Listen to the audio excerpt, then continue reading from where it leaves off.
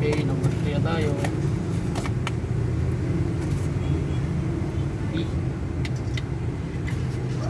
Oh.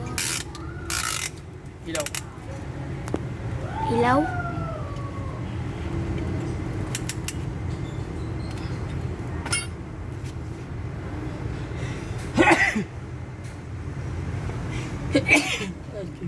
Excuse me. Okay, asa? Okay, gara. Set up.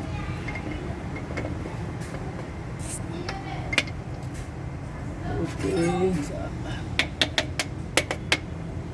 Okay. Fire. Okay. So, we are done.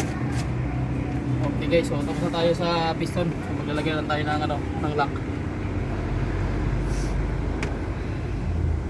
Okay. Ano ba yan? Okay na.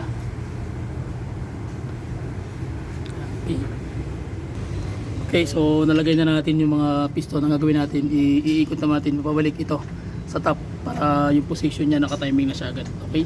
So, tingnan nyo yung mechanism. May mga marking ako nilagay dito. Sarili kong marking para hindi ako malito. Yan. So, yan yung mechanism niya guys.